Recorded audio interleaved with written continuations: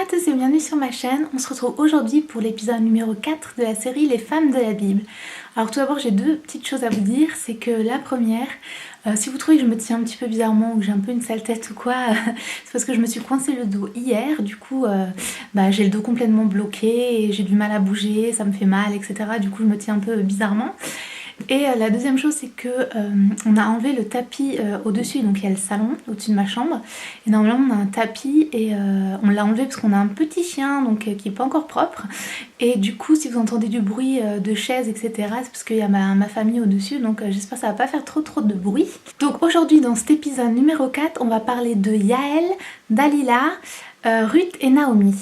Et j'avais aussi une petite question pour vous avant de commencer. Donc si vous pouvez prendre 2 secondes pour répondre, ça serait super sympa. Ça serait de m'écrire dans les commentaires si jamais vous suivez donc cette série Les femmes de la Bible. Est-ce que vous avez le livre? Est-ce que vous avez acheté le livre? Est-ce que vous suivez avec le livre? Ou bien est-ce que vous regardez juste les vidéos et du coup vous faites vos petites recherches à côté, vous allez lire les passages, etc. Donc voilà, dites-moi dans les commentaires si vous suivez le livre ou si vous regardez juste les vidéos comme ça.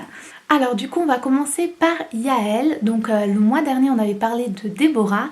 Donc Yaël se trouve dans la même histoire, on le trouve dans Juges 4 et 5. Du coup Yaël c'est une femme qui est d'une tribu nomade qui va être chez elle dans sa tente, et donc il y a Sisera qui va venir se réfugier chez elle, et donc elle va l'accueillir, elle va lui donner du lait etc, elle va l'accueillir chez elle, et quand il dort elle va le tuer pendant son sommeil. Donc voilà un petit peu l'histoire de Yaël.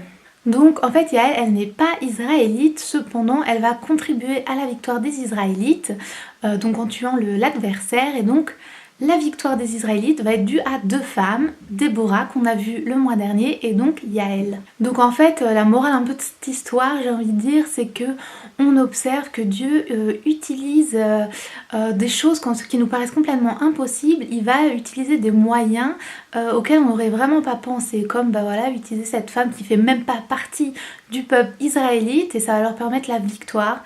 Et donc dans nos vies c'est un peu pareil, parfois Dieu utilise des moyens qu'on ne soupçonnerait pas, auxquels on ne penserait pas pour réaliser des choses dans nos vies. Ensuite on va passer à l'histoire de Dalila. Alors Dalila c'est une courtisane de nationalité inconnue il me semble, et donc en fait elle va user de sa beauté pour trahir Samson et s'enrichir elle-même, voilà, tout simplement. Donc je trouve cette histoire, ça montre un petit peu que la beauté ça peut être à double tranchant. C'est vrai que dans la Bible on a des femmes qui vont être valorisées par leur beauté, mais en fait elles vont l'utiliser pour des bonnes choses et des belles choses, comme par exemple je pense à l'histoire de Esther, et d'autres par contre qui vont l'utiliser pour manipuler les autres et pour faire de mauvaises choses, comme dans cette histoire d'Alila, et du coup parvenir aussi à leur fin. Du coup, pour faire un petit topo sur la beauté, déjà c'est bien sûr c'est subjectif et aussi temporaire, et quand je dis temporaire je pense aussi aux effets de mode.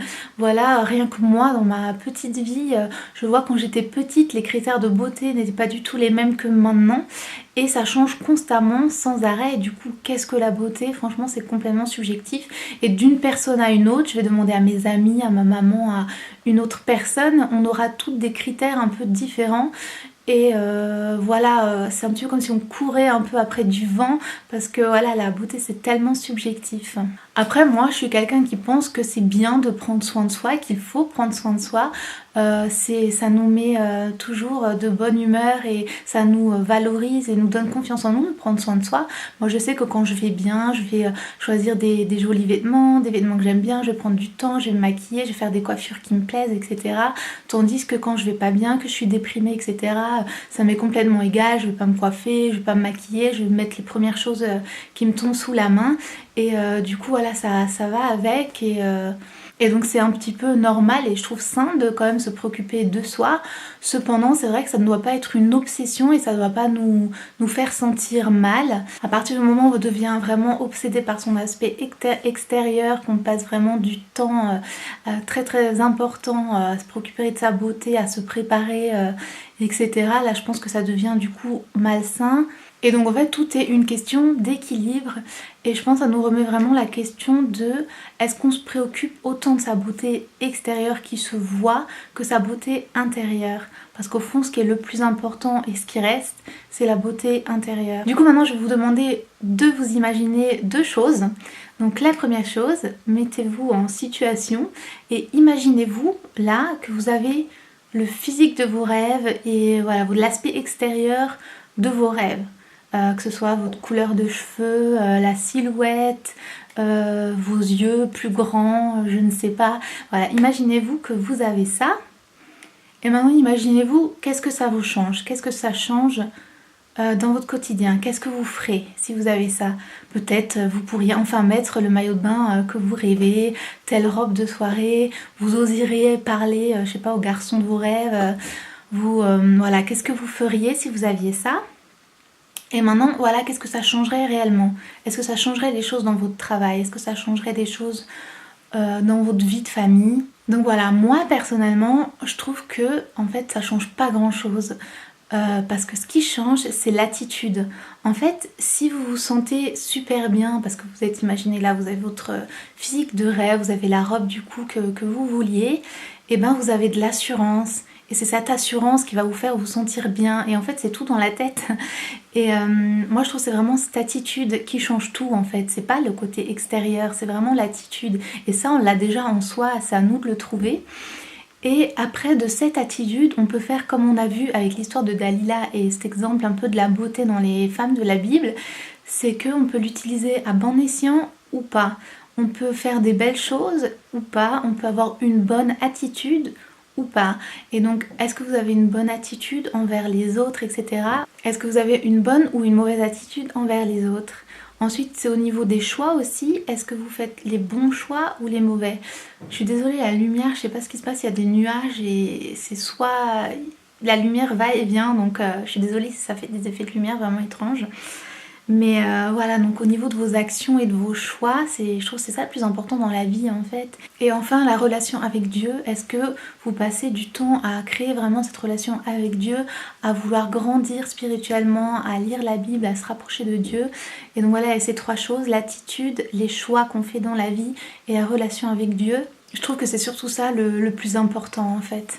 Et enfin, le deuxième petit exercice, je vous ai demandé encore de vous imaginer cette fois que votre vie est finie, là, maintenant. Alors désolée, c'est pas très joyeux, mais juste imaginez-vous, là, voilà, vous êtes mort, ben, votre vie est terminée, vous êtes là, maintenant, là, tout de suite. Où est-ce que vous en êtes? Et du coup, où est-ce que vous allez? Et qu'est-ce qu'il me reste? Parce que ben, toutes les choses matérielles, là, tout ça, là, ben, vous pouvez pas l'amener avec vous, donc vous n'avez pas ça. Tout ce qui reste, c'est ce que vous avez là-dedans. Et donc, qu'est-ce qui vous reste? Et donc, de quoi je suis fière dans ma vie passée, donc dans votre vie jusqu'à présent? Quelles sont les choses dont vous êtes fière, que vous avez réalisées? Qu'est-ce qui vous reste vraiment? Et donc, je pense que se poser cette question, ça nous aide aussi à comprendre qu'est-ce qui est le plus important dans notre vie pour soi. En général, ça va pas être des biens matériels, etc. Ça va être vraiment les relations qu'on a avec les autres, votre relation avec votre famille, relation avec des amis, les choses qu'on a fait pour les autres. Est-ce que vous avez aidé votre entourage, des personnes de vos entourages, des personnes qui en avaient besoin? Et donc je trouve que c'est bien des fois de voilà, prendre juste 2 minutes et de s'imaginer un petit peu des situations comme ça et essayer de remettre voilà, les choses dans leur contexte, relativiser et se dire qu'est-ce qui est réellement important, voilà. Et donc moi je vous encourage vraiment à travailler votre relation avec Dieu, à essayer de vous grandir spirituellement, à fleurir cette beauté intérieure que vous avez, parce qu'au fond c'est ça qui est important et c'est ça qui reste. Donc voilà, j'espère que ça fait du sens pour vous. En tout cas, moi, c'est les idées qui me sont venues quand j'ai lu cette histoire de Dalila. Et maintenant, on va passer à l'histoire de Naomi et de Ruth. Alors, Naomi, c'est une femme qui a perdu son mari, puis quelques temps après, elle va perdre ses 2 fils. Et donc, elle se retrouve toute seule avec ses 2 belles-filles. Et donc, elle va décider de retourner dans sa ville d'origine. Et une de ses belles-filles va décider de l'accompagner. Et donc, c'est Ruth.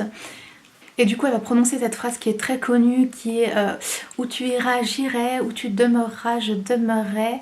ton peuple sera mon peuple et ton Dieu sera mon Dieu. Ça se trouve dans Ruth 1, 16 à 17. Et donc Ruth, elle va alors après glaner dans les champs après les gens qui moissonnent, quoi. Elle va récupérer les restes en fait pour survivre entre guillemets. Et donc le propriétaire des lieux va la laisser faire et puis au final il va l'épouser. Voilà un petit peu pour l'histoire. Et donc en fait Naomi un peu tout perdu, voilà, elle a plus de mari, elle perd ses 2 enfants et du coup elle va quitter l'endroit où elle vivait pour revenir donc de là où elle vient. Donc elle est pleine de tristesse et amère et sa seule source de joie ça va être Ruth qui a décidé de l'accompagner et vraiment décidé, elle a vraiment voulu parce que Naomi lui dit mais non reste, elle propose à ses 2 belles filles de rester là où elles vivent quoi. Donc une va le faire et Ruth non, elle va s'accrocher, elle va dire non je te laisse pas tomber, je reste avec toi. Et donc elle va décider de la suivre et c'est vraiment grâce à Ruth que Naomi va s'en sortir, enfin je pense que c'est vraiment elle qui l'a un peu sauvée en quelque sorte. Et je trouve que cette histoire c'est une belle histoire d'amitié, une belle relation et ça nous rappelle dans nos vies, parfois on a des moments où on est vraiment au plus bas et il y a certaines personnes voilà, qui vont pas lâcher prise, qui vont vraiment nous aider, qui vont vraiment être là, qui vont vraiment nous encourager et ouais, vraiment être tout le temps là pour nous. Ou inversement, nous on a été là pour des gens qui en avaient vraiment besoin et c'est vraiment beau ce genre d'amitié, de relation. Donc voilà, c'est terminé pour cet épisode numéro 4 de la série Les Femmes de la Bible. J'espère que ça vous a plu, n'hésitez pas à laisser des petits commentaires. Et en mai, donc je vous avais proposé dans la vidéo mes lectures, mes livres de méditation, ça s'appelait je crois, que en mai je vous proposais de faire l'étude d'Ecclésiaste en se basant sur ce livre. C'est un livre de Courtney Joseph qui s'appelle donc Ecclésiaste, Wisdom for Living Well, et donc c'est en anglais par contre. Et donc je vous avais proposé de faire ça, en tout cas moi tout le mois de mai je vais étudier l'Ecclésiaste et donc me baser sur ce livre. Et si vous voulez vous joindre à moi, ce serait super. Donc dites-moi aussi dans les commentaires si jamais vous avez commandé ce livre et si vous êtes contente de commencer cette étude. En tout cas moi je suis super contente. Et je vous invite à me retrouver sur ma page Facebook ou bien sur Instagram. Et voilà, je tiendrai des petits updates de cette lecture et de cette étude. Donc vous pouvez me retrouver principalement sur ces réseaux-là. Et je ferai aussi probablement 1 ou 2 vidéos, je verrai, parce que donc bien sûr j'ai pas encore fait cette étude, mais au fur et à mesure je verrai ce qu'elle m'inspire, etc. et quel genre de vidéo je pourrais faire. En tout cas c'est sûr que j'en ferai une. J'étais en train d'éditer la vidéo et je me suis rendu compte que j'ai encore une fois oublié de vous donner le nom des femmes que l'on va étudier au mois de mai. Du coup je vous les donne maintenant. Et donc ce sera Anne, Michal, Abigail, la femme de Eindor et Bathsheba. Je vous mettrai toutes les références où les trouver dans la barre d'informations. Donc voilà, donc n'hésitez pas à me retrouver pour ça. Et voilà, donc sinon c'est fini. Vous pouvez revoir les autres épisodes de la série Les Femmes de la Bible. Je vous mettrai les liens aussi dans la barre d'infos. N'oubliez pas de vous abonner si ça vous plaît. Et puis je vous dis à la prochaine. Ciao!